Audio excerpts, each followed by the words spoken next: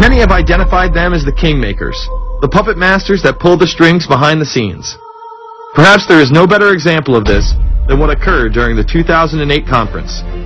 Immediately after Obama had been selected as the Democratic presidential nominee, the pressure was on to choose a running mate. We've put together a committee. We are going to be equally deliberative in how we move forward. And we're not going to do it in the press, and we're not going to do it through surrogates. He then tricked the press corps into staying on the plane as it took off from Washington. He was whisked away to an undisclosed location. Obama was supposed to fly home. He'd been here in Virginia. He was supposed to fly home out of Dulles, as you know, outside Washington, D.C. The press corps was waiting for him on the plane, and the pilot announced that they were leaving, and Barack Obama was not on the plane. Presumptive nominees in the past has always been that they have at least a press pool with them at all times. Is there a reason why we didn't go with him in the motorcade all the way? This is what we're out here for, and now we're on this plane with no candidate. Again, I understand that there was a desire to do these meetings, obviously, in private.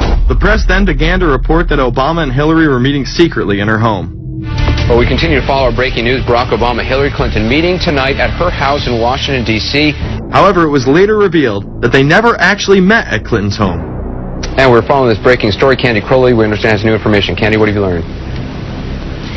We are hearing actually from Chris Welsh, who is our embed with the Obama campaign. Those are the people that took off without Obama and went to Chicago. The spokesman there is in fact confirming that the meeting did take place. They're talking in past tense now, but saying that the meeting did not take place at the Clintons' house. It took place at this point at some place, I don't know where, some undisclosed place in Washington, D.C., not at Hillary Clinton's house.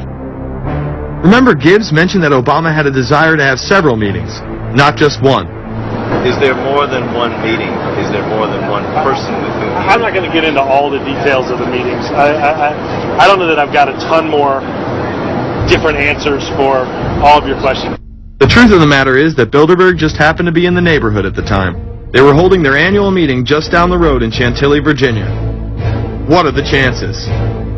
What's interesting and dangerous about the New World Order is that it's not a natural progressing idea. It's just not civilization naturally evolving and organizing into this system. It's the group of extremely powerful people that are manipulating the system to get it to this status from behind the scenes without anybody's knowledge. You have to ask yourself, if there isn't an agenda going on to keep those organizations quiet and to keep them out of the news, to keep the discussions about them behind closed doors, then why is it that these supposed experts on the left and on the right never talk about them?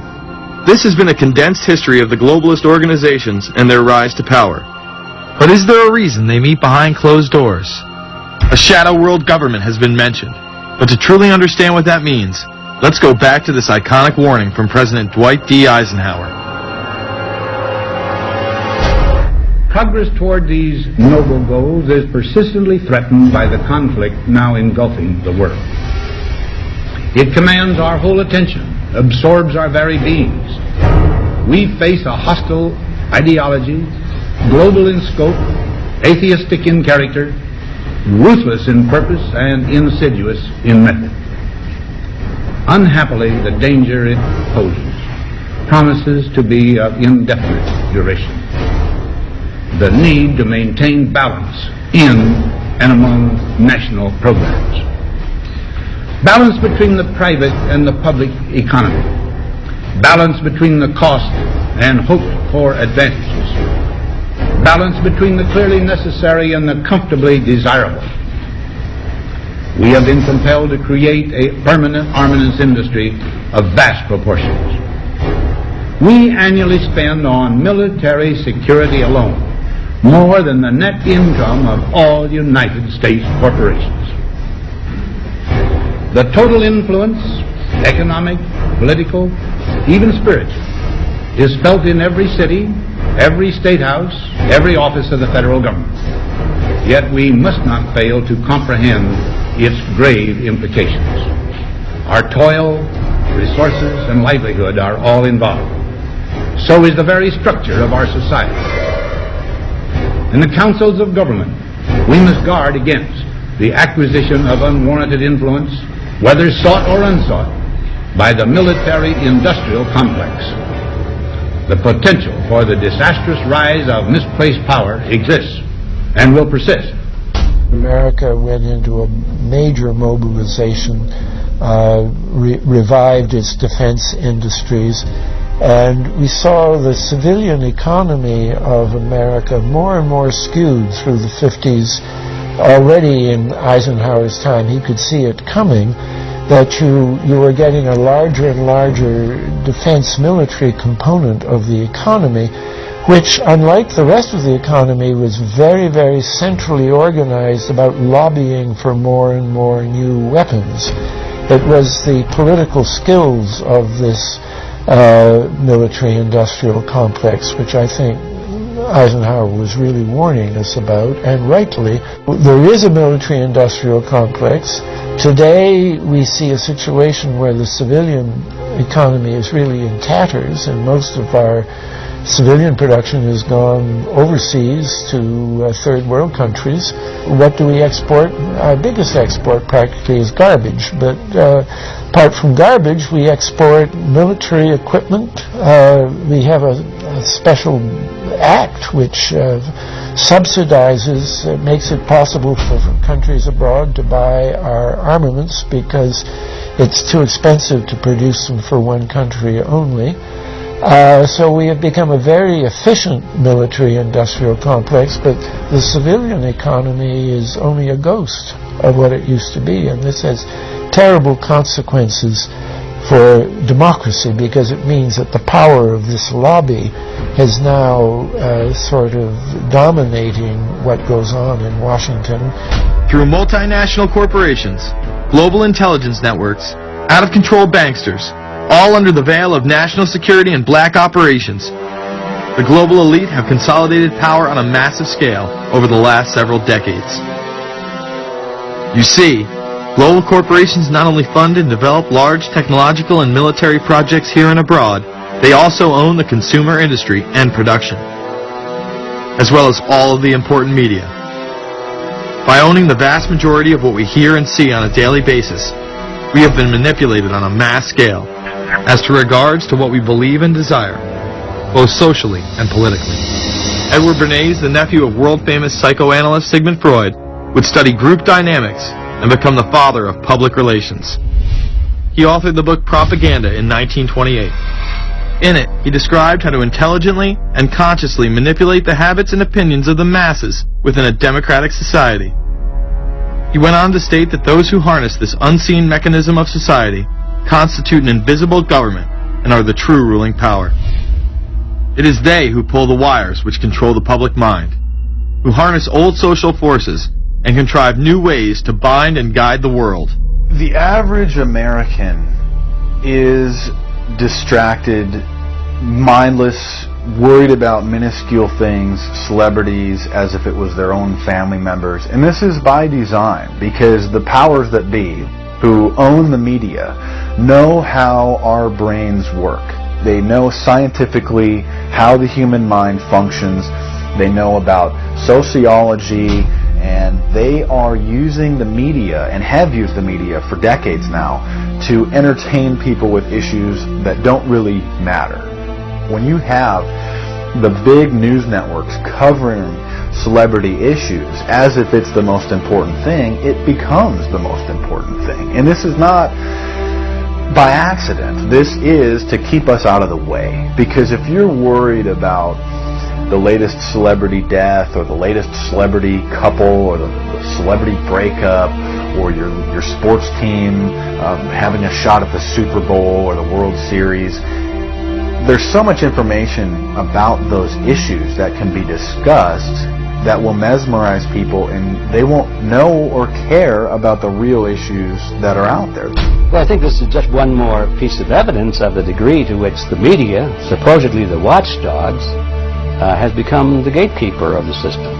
Mainstream media are, first of all, nearly all of them corporations, nearly all of them now publicly held, part of the whole Wall Street financial system that they're supposed to report about objectively, but they can't. They right now, in October of 2009, they are celebrating the recovery of the biggest banks in New York and saying that the recession is over. Of course, there are a few problems, like foreclosures are going on, unemployment is rising. All of this is affecting the American people, but it's not affecting the financial elite who also control the media.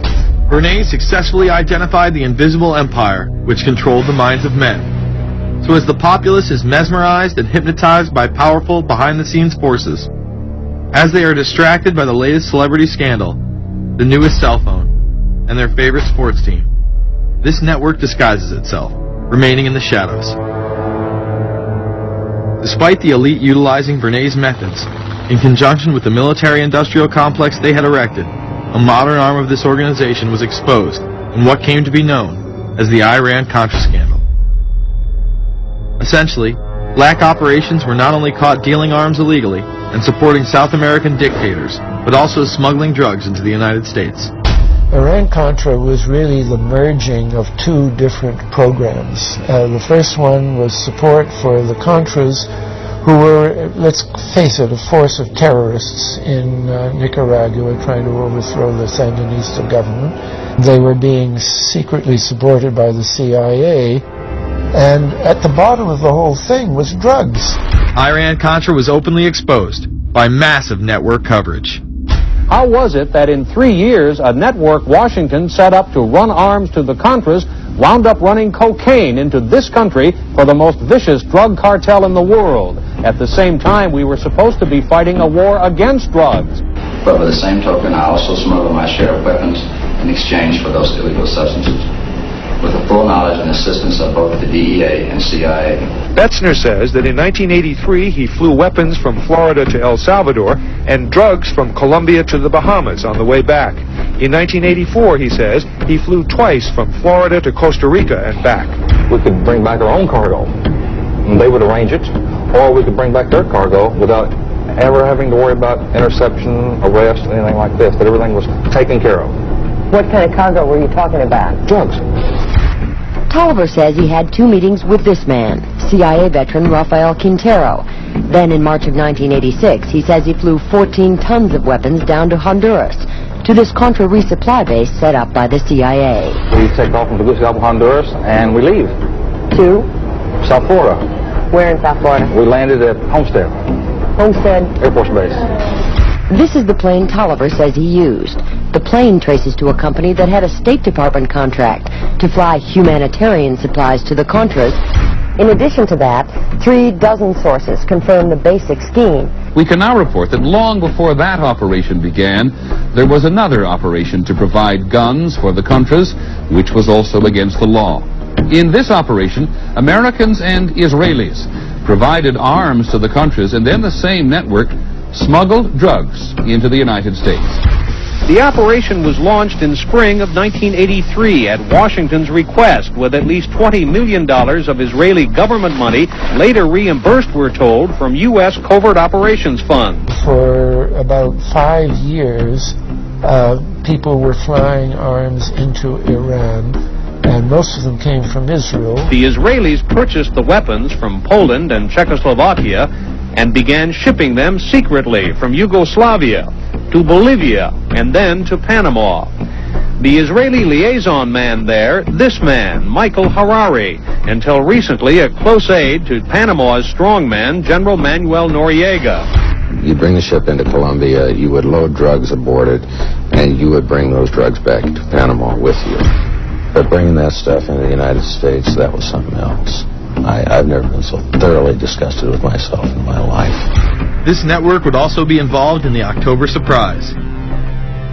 We really can't understand that unless we understand the so-called October surprise in the 1980 election, which is, I think, unquestionably Republicans, including William Casey, who later became Reagan's head of the CIA, negotiated with the Iranians for them not to release the hostages which were being held in Iran to Carter, but to wait until Carter was defeated and the Republicans were in.